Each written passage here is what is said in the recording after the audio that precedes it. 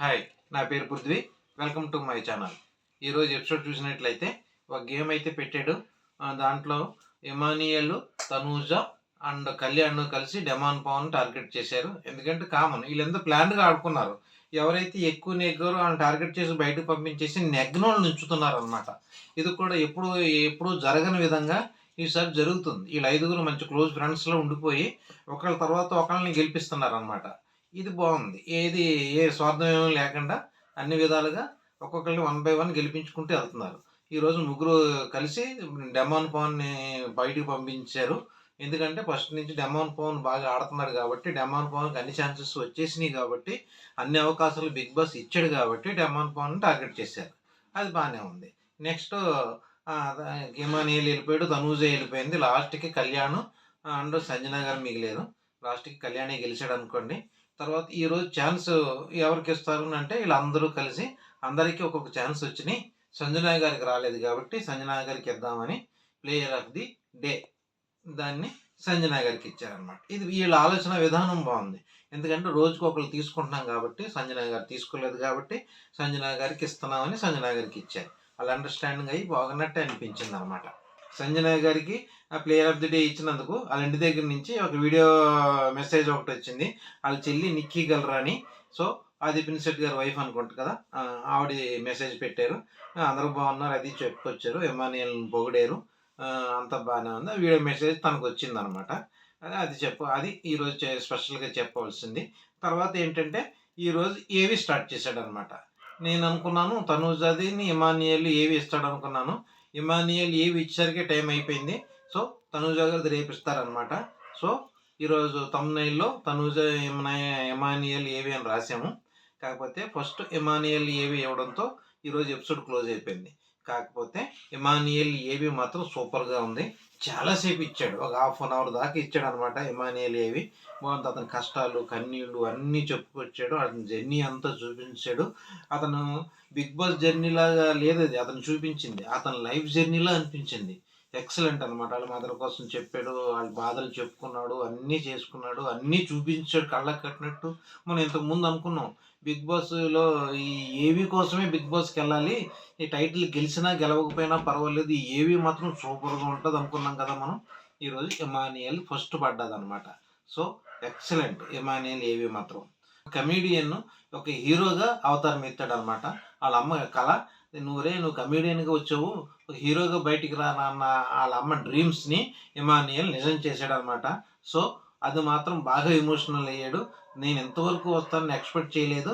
బాగా ఎక్సలెంట్గా నేను ఉంటాను, బాగా ఆడతాను, నా నా ఊపిరి ఆగేంత వరకు కూడా నేను కమేడియన్గా ఉంటానని ఎమానియల్ ఎమోషనల్గా మాట్లాడాడు.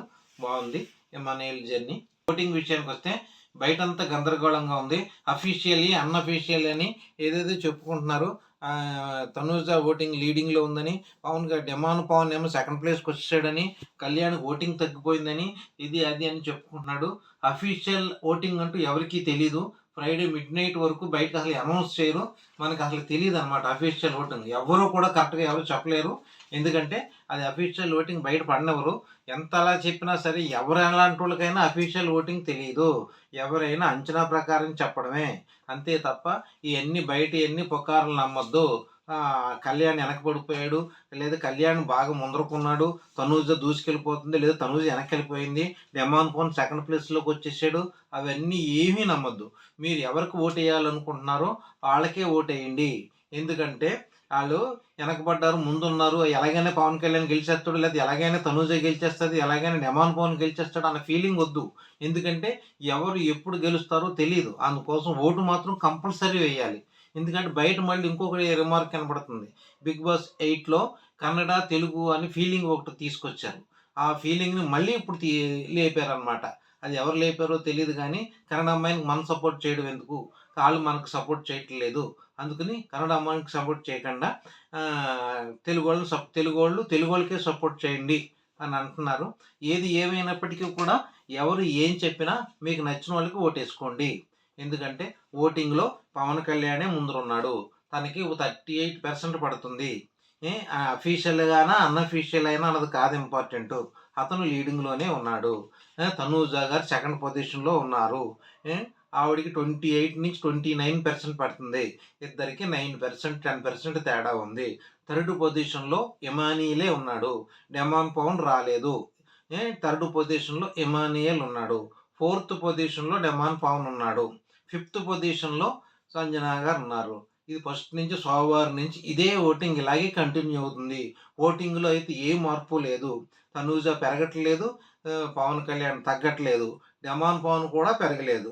ఇలాగ ఆ voting order Pavan Kalyan first ప్లేస్‌లో, తనూజ సెకండ్ ప్లేస్‌లో, ఇమానియల్ థర్డ్ ప్లేస్‌లో, డెమాన్ పవన్ ఫోర్త్ ప్లేస్‌లో, సంజన గారు ఫిఫ్త్ ప్లేస్‌లో ఉన్నారన్నమాట.